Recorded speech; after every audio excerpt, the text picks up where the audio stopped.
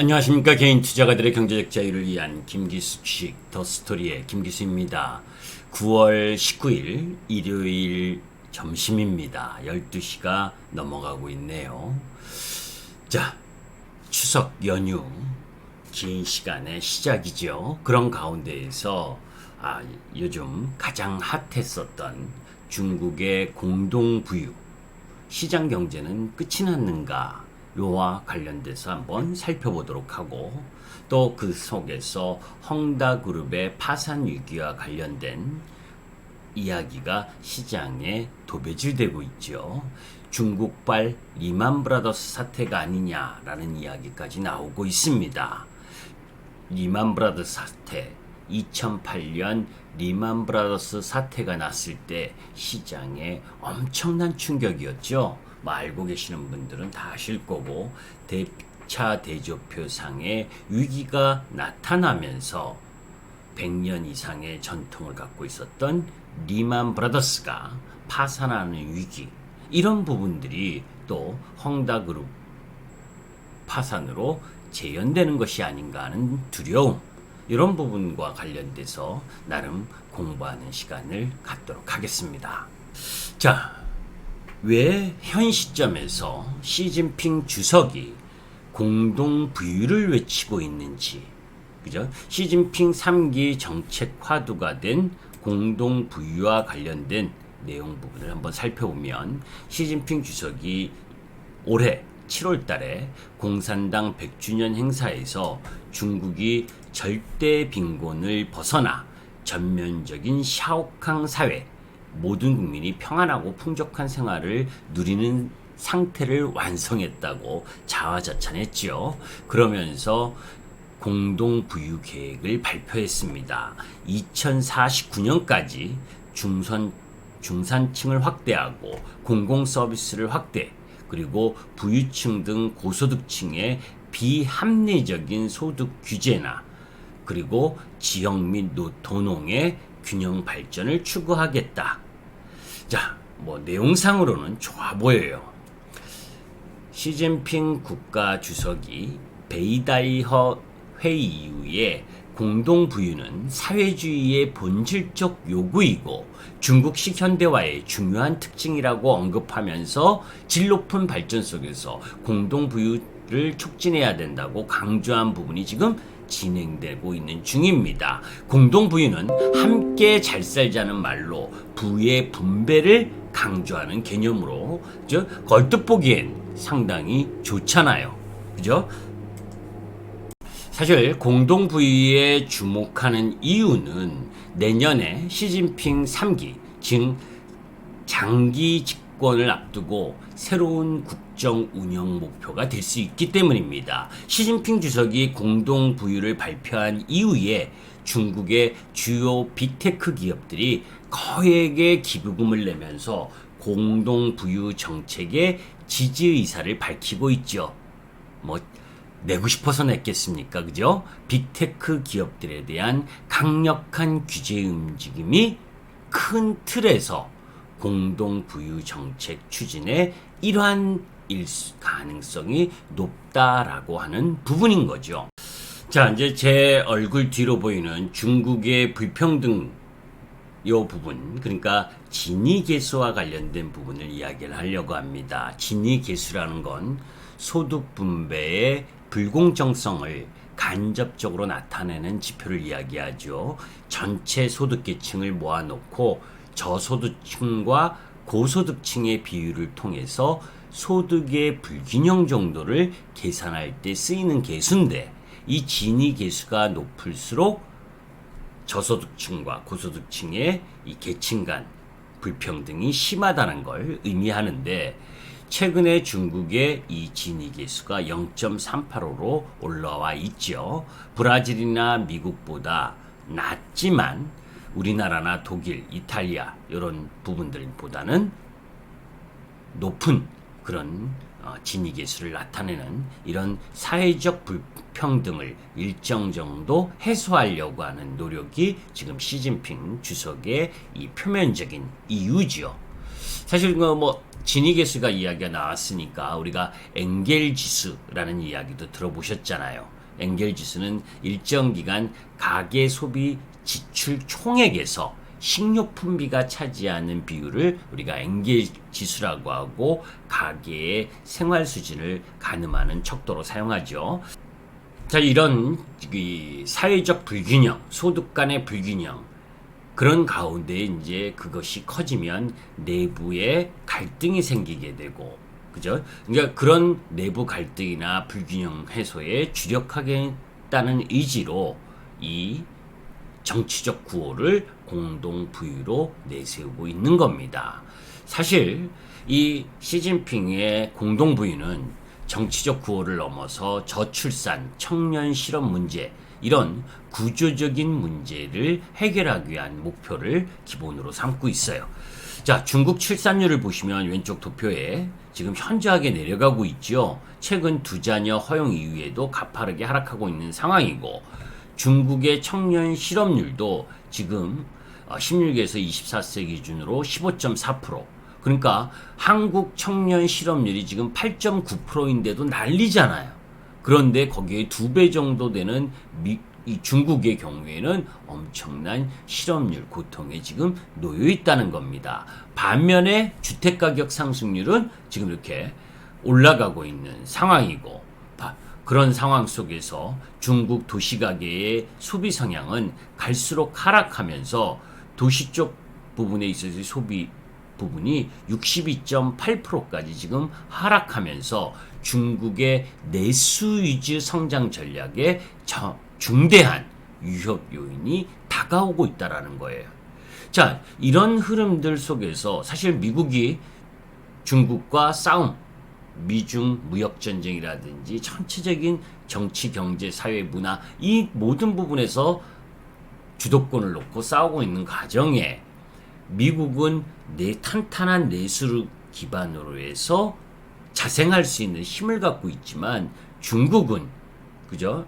이런 이 내수 기반이 취약하고 저소득층과 고소득층의 이 사회적 불평등이 크기 때문에 언제든 터질 수 있는 시한폭탄이 될 수 있다는 부담, 이것을 완충하기 위한 노력이 공동부유라는 이야기를 통해서 나오고 있는 거고, 그러한 부분들을 통해서 지금 빅테크 기업들을 규제하면서 그죠? 모자라는 재정 정책의 일부를 빅테크 기업들의 기부라는 형식으로 지금 받고 있는 중이죠. 자, 그러면 여기에서 이번에 시진핑 국가주석이 들고 나온 공동부유는 사실 마오쩌둥의 공부론, 공동부유론과 맥을 같이 한다고 할 수 있지만 내용적으로는 다소 차이가 있다는 생각입니다. 마오쩌둥의 공부론, 공동부유론 같은 경우에는 인구의 90%가 농민이고 빈곤층이 절대 다수를 차지했던 상황에서 빈곤 탈출에 초점을 맞췄던 것에 비하면, 공동부유는 빈부격차 확대, 중진국의 함정, 그리고 미중 갈등 속에서 소득 분배에 초점을 맞추고 있다라고 하는 부분.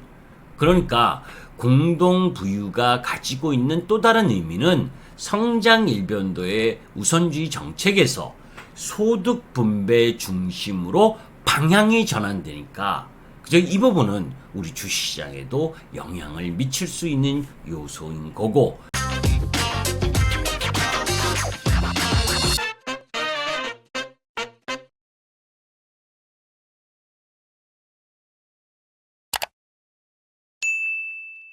사실 시진핑 주석이 공동부유를 발표한 이후에 중국의 주요 빅테크 기업들이 거액의 기부금을 내면서 울며 겨자 먹기 식으로 공동부유 정책에 대한 지지 의사를 밝히고 있잖아요. 그 이유가 뭐예요? 이 공룡 빅테크 기업들의 규제를 어떻게 하면 덜 피하기 위해서는 어쩔 수가 없는 거죠. 그죠? 전자상거래 핀두어두어는 지난 2분기에 24억 위안 순이익을 기록했는데 이후에 100억 위안, 15억 달러를 기부했고, 텐센트는 4월 달에 500억 위안, 8월에 500억 위안, 그러니까 1000억 위안을 지금 기부했고, 택배 업체인 메이트한 왕싱 회장은 지분의 10%를 기부하기로 약속을 했고, 알리바바는 공동 부유 정책을 위해서 2025년까지 155억 달러를 투자할 계획이고 9월 2일 날 발표했죠.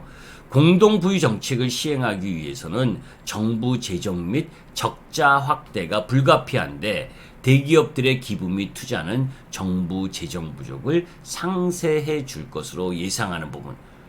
그러면 반면에 기업은 어떻게 해요? 순이익이나 수익성에 문제가 생기는 거죠. 그러니까 중국에 상장되어 있는 기업들이 다 급락을 하는 거 아닙니까? 그죠? 중국의 재정 확대 이 차트를 보시면 지금 GDP 대비 중국의 재정 수지가 마이너스 6.2까지 내려오고 있는 상황. 그러니 대기업 뜯어서 기부받아서, 말로는 기부받는 거고 뜯는 거죠. 뜯어서 재정 적자 메꾸고 그걸 통해서 분배를 강화하겠다라고 하는 의지가 내보여지는 부분이잖아요. 그러니까 기업 입장에서는 좋은 건 아니죠. 그죠? 지금은 주식과 연관된 거니까 그게 사회적 복지 개념이 어떻고 이런 부분으로 연결짓지 마시고 주식 시장의 영향 국면으로 바라보게 되면 별로 좋은 것은 아니잖아요. 그 영향은 사실 우리 시장에도 일정 정도 영향을 미쳤죠. 그죠? 자, 이건 김기수 돌직구 타임 MTN 수요일 5시 반 방송을 통해서도 이야기했던 상황입니다. 중국 정부 규제 이후에 미국 상장 중국이 고점 대비 52.6%가 급락을 했다. 그런데 우리나라도 9월 8일 날 카카오, 네이버 급락을 시작을 했죠. 그죠? 골목 상권에 대한 부분, 이런 부분들이 결국 규제와 관련된 부분으로 대기업, 큰 기업을 옥죄면 주가는 떨어지게 되는 거고 펀더멘털에 영향을 줄 수밖에 없는 거죠. 우리나라도 규제 부분은 조금 더 확산될 가능성이 높다라는 말씀을 드렸습니다. 가계대출과 금리 인상 이 부분도, 그죠? 이런 규제, 금리 인상 부분도 추석 이후에도 또 이어질 가능성이 높다. 왜? 10월 국정감사와 내년 3월 대선 앞두고 규제 영역을 확대함으로 인해서, 그죠? 거대 대기업을 때리면서 서민층을 위한다라고 하는 명분, 이런 부분들을 강조할 이슈 흐름 부분들을 가질 가능성이 높잖아요. 이거는 이전에 자세하게 설명드렸으니까 넘어가도록 하고요. 사실 중국의 규제 위험 확산은 아직 끝나지 않았다고 봅니다. 그죠? 아직 절정이 않았다는 거죠. 인터넷 핀테크에 이어서 데이터, 해외 상장 기업, 그리고 또 교육 게임과 관련된 지금 규제 확산이 일어나고 있는데, 지금 살펴보면 작년 11월 중국 당국의 엔트 파이낸셜 IPO 전격 준당, 이 부분을 시작으로 해서 인터넷 업체 규제를 시작을 했고, 그리고 올해 7월에 디디 추싱의 앱스토어 퇴출 및 과징금 부과 등 데이터 및 해외 상장 규제로 이어졌고, 또 하다못해 숙제나 사교육비 절감을 명분, 우리도 그런 거 했었잖아요. 그죠? 과외 금지 조치 시키고 했었잖아요. 어쩌면 그렇게 중국이 우리나라 옛 수순을 점차적으로 따라가는지 모르겠어요. 그죠? 교육업체들에 대한 비영리화, 상장을 통한 자본 조달 금지 등 규제를 강화했고, 8월 달에는 텐센트 등 청소년 온라인 게임에 대한 규제, 그래서 금토일 1시간씩 일주일에 3시간 게임 그거밖에 못한다. 그죠? 그런 규제. 여기가 끝이겠냐고요. 대형 테크 기업에서 시작된 규제는 의료나 부동산 이런 부분들 속에서 민생과 관련된 산업으로 계속 확산될 가능성이 높다는 거예요. 언제까지? 내년 시진핑 장기 집권 이 체제가 완성될 때까지. 그죠? 그러니까 이런 부분들을 염두에 둔다면 중국 리스크와 관련된 부분은 여러분들이 잘 생각할 필요가 있다고 판단합니다. 자, 그러면 시진핑 주석의 공동 부유 정책은 사실 이 덩샤오핑의 개혁 개방 이후에 30년 만에 사회주의 노선의 부활을 알리는 시사한다라고 저는 생각을 하는데, 사실 2022년 내년 베이징 동계올림픽과 그리고 중국 공산당 대표회의를 앞둔 정치적 구호와 함께 구조적 전환, 그러니까 성장에서 분배로 넘어가는 그런 몸부림일 가능성이 높고, 2012년에서 13년 시진핑 주석의 이 부패 척결과 유사한 흐름, 그렇기 때문에 반독점, 인터넷, 게임 이런 부분에서 의료 부동산으로 규제 범위가 확산될 수 있다라고 하는 부분들을 염두에 둘 필요가 있고,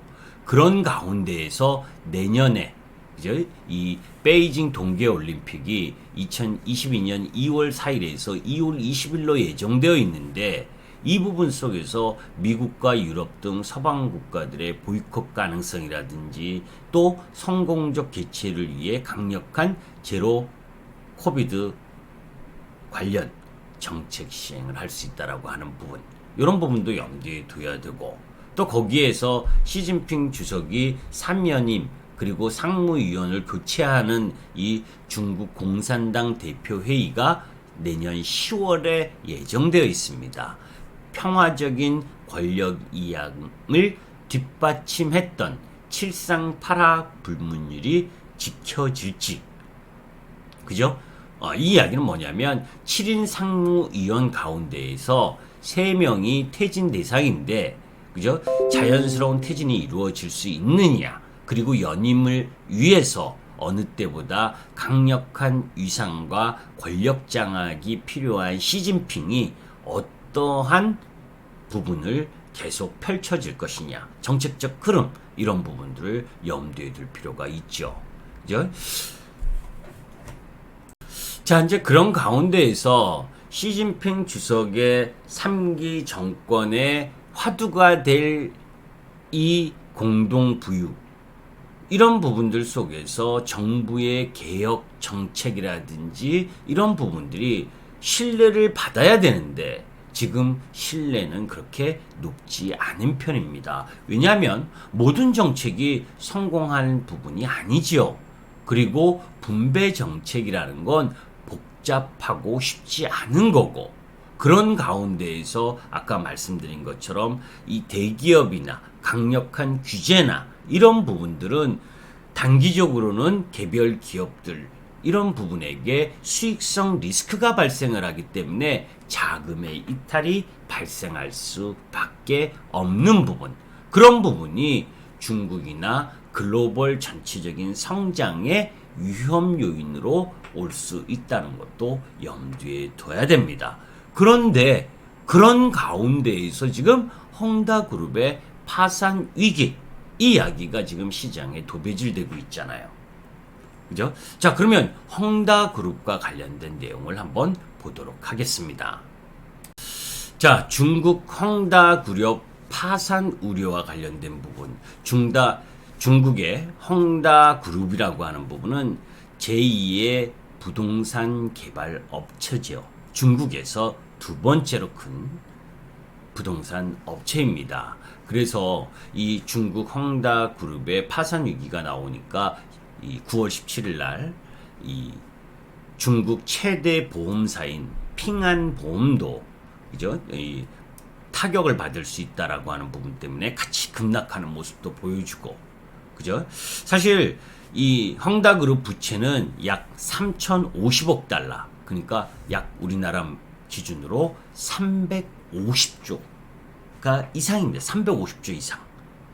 헝다그룹이 파산할 경우에는 150만 명으로 추산되는 아파트 분양자들이 직격탄을 맞게 되고, 중국 경제의 한 축인 부동산 시장도 유축될 전망이죠.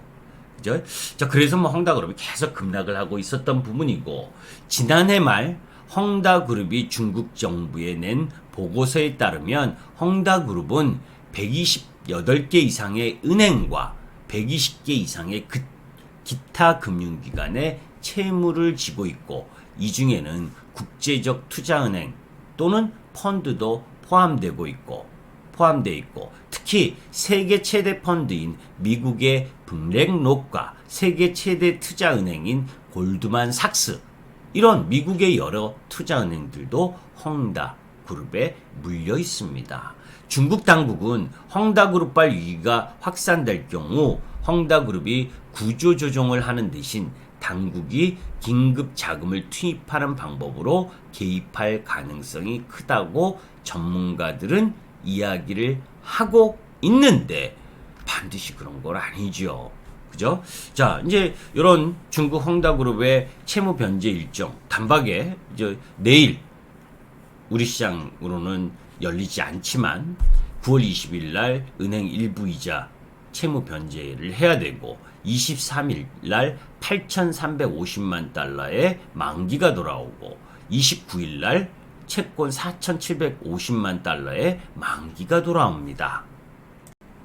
자, 이제 조금 전에 보신 것처럼 중국 헝다그룹의 이 채무 변제 일정이나 이 우려, 이런 부분들, 그런 부분들 속에서 지난주 금요일 날 나름대로 시장의 유동성을 일정 정도 푸는 흐름들도 보여졌는데, 이 헝다그룹은 이 부동산 개발 프로젝트를 8월 31일 날 일정 정도 중단했고, 그런 가운데에서 높은 부채 부담을 해소하기 위해서 상반기에 자산도 매각을 했고, 건설업자들과 자재 공급자들에게 지불해야 되는 39억 달러를 지급하지 못한 상태를 지금 유지하고 있습니다. 2021년 상반기 매출 340억 달러, 그리고 순이익 18억 달러를 감안할 때 자체적으로는 부도를 피하기 어렵다라고 하는 게 시장의 시각인데, 다행히 중국 단기 자금 시장은 큰 영향이 없는 상태고, 추가 위험을 방어하기 위해서는 4분기 통화 정책은 일정 정도 전환될 수밖에 없는 상황이다. 자, 중국 헝다그룹 파산 우려, 이 부분과 관련돼서는 내용이 두 가지로 나뉘어지고 있죠. 시장 분석 업체 이 캐피탈 이코노믹스 아시아 지부장 이런 쪽 라인 부분들은 구조 조정 후에 다른 부동산 개발 업체가 헝다그룹의 미완성 프로젝트를 인수할 부분, 그러니까 이제 구조조정에 힘을 싣는 쪽이 있고 파산하는 부분이죠. 결국 또 한쪽은 홍콩 항생은행 같은 경우에는 헝다그룹이 중국에서 차지하는 위치가 크고, 그런 업체가 파산하는 것은 시장의 이 신용 위험, 중국에 대한 위험을 확산시킬 수 있는 부분, 이런 우려 때문에 중국 정부나 중앙은행이 그룹을 파산 위기에서 구하기 위해 조치를 취할 것이다. 이런 내용들이 있습니다. 그런데 이제 좀 찝찝한 것은 중국의 그 민족주의 그리고 국수주의 개념이 강한 환구시보라는 매체가, 그죠? 헝다그룹이 대마불사와 같은 존재가 아니다라고 밝히면서 대마불사라면서 중국 당국이 긴급 구제할 것이라는 예상을 해서는 안 된다고 자신의 그 SNS 웨이보에 밝힌 부분, 이 부분은 중국이 지금 어느 쪽으로 움직일 것이냐 하는 부분, 그죠? 파산시킬 거냐, 그래서 구조조정을 할 거냐, 아니면 자연스럽게 일정 정도 도와줘서 막을 것이냐 하는 부분에 있어서 지금 갈등을 하고 있는 것 아니냐, 그죠? 그런 부분을 유추해 볼 수가 있겠죠.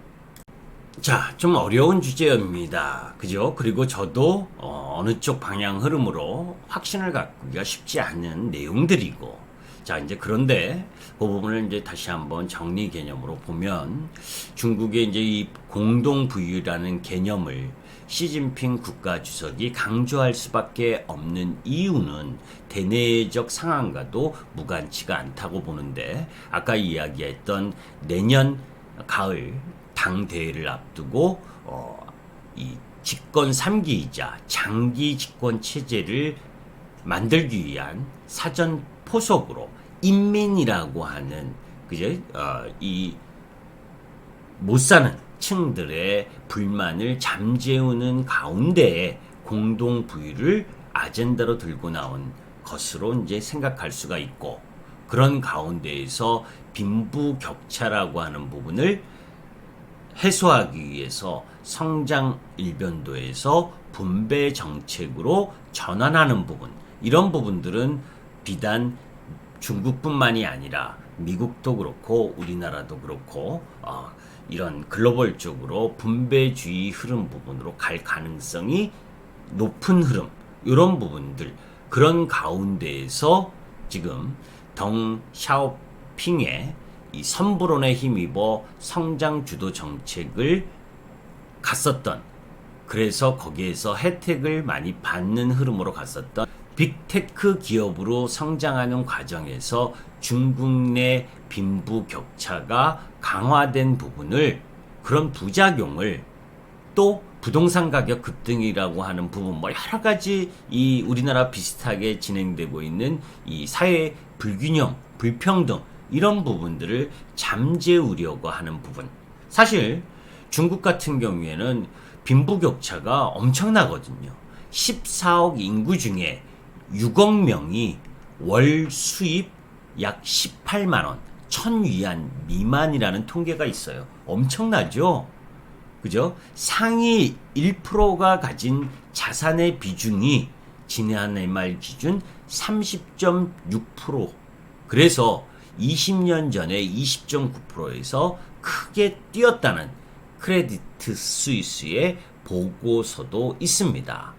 자, 그리고 이제 세 번째로는 코로나19 후유증을 치유하기 위한 차원이다라는 이야기도 있어요.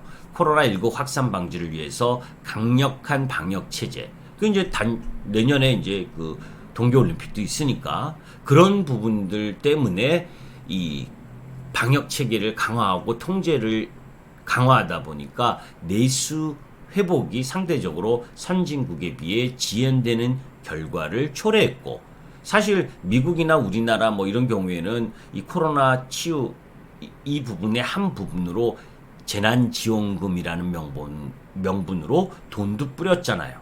그런데 중국은 그렇게 하지 않았고, 그런 부분이니까 내수 경기 이 부분이 다른 쪽보다 지금 현저하게 악화될 수밖에 없는 부분이죠. 거기다가 이제 계속되는 미국과 중국의 갈등, 그죠? 이게 수년째 이어지면서 미국과의 기술 패권 경쟁에서 중국이 주도권을 잡을 수 있을지 없을지, 이 부분은 둘째하고, 현실적으로 중국 입장에서 더 이상 기술 패권 주도권을 잡기 위해 미국과의 전면전에 나설 필요성이 다소 떨어지는 거 아니냐. 그런 가운데에서 내수 중심의 성장 틀을 마련할 필요성이 크다라고 보고 있기 때문에 그 빅테크 기업들의 규제, 이런 가운데에서 기부금이라는 형식으로 돈을 받아서 이 재정 적자를 메꾸고, 그런 가운데에서 중산층을, 서민을 위한다라고 하는 정책, 분배 초점을 맞추려고 하는 거 아니냐. 그렇다면 뭐예요? 향후 소비나 내수 경기 부양에 적극적으로 나설 가능성도 있다라고 하는 부분. 그죠? 이제 이런 부분들도 염두에 두고, 사실 헝다그룹 부분에 있어서도 지금 너무 크게, 저는 개인적으로는 중국발 리만브라더스 사태로 이어질 가능성은 크지 않다라고 봅니다. 헝다그룹이 지금 이 워낙 안 좋은 이야기들이 나오고 있다 보니까 임직원 중에 돈 좀 먼저 빼돌리는 그런 이야기도 뉴스로 나오고 하면서 계속 파산 유기설을 강조하는 부분. 사실 우리가 어떤 기업이 재무구조가 안 좋아지고 그러면서 파산을 시키려고 하는 쪽으로 방향을 틀게 될 땐 항상 경영진도 안 좋았다라는 부분을 이야기를 하잖아요.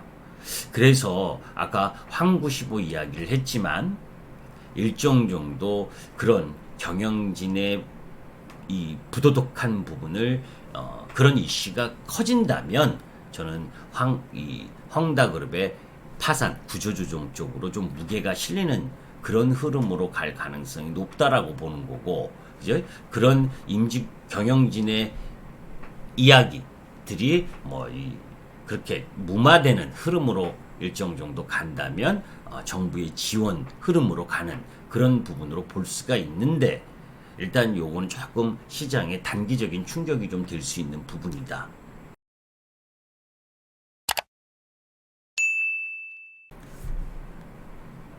이 헝다그룹의 이 파산 위기가 2008년 리만 브라더스 사태와 비교하는 건 그렇게 합리적이지 않다. 그죠? 저는 본보기 정도로 사실 헝다그룹 외에도 중국의 이 기업들 부분은 부채가 엄청 심하잖아요. 그런 이제 그런 영향, 그죠? 신뢰의 위험 이런 부분으로 일파만파로 파산되라고 가는 그런 형태의 움직임이라면 몰라도 그렇게까지 전개시킬 가능성은 크지 않고, 그거는 누구도 원하지 않을 거 아닙니까? 그죠? 중국도 마찬가지고 글로벌 서방 국가들도 왜냐면 그 기업들에 투자한 부분이 있고 하니까.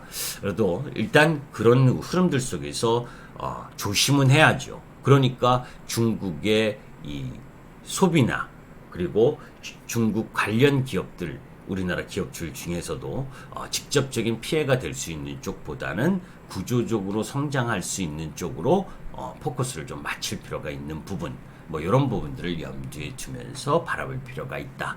사실 결론이 없죠.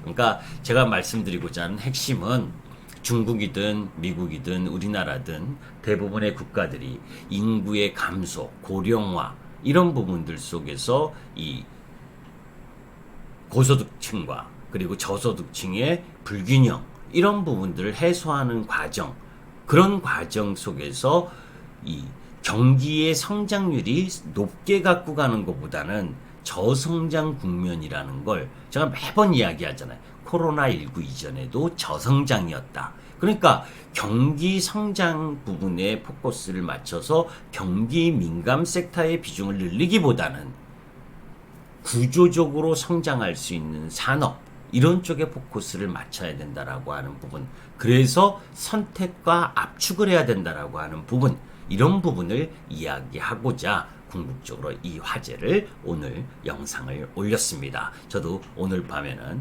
시골 강원도 양양으로 쏩니다. 여러분들도 부모님 뵈시거나 또 어디로 이동하지 않으셔도 즐거운 추석 되시기를 이 영상을 통해서 인사드립니다. 풍성한 한가위 되십시오. 김기수였습니다.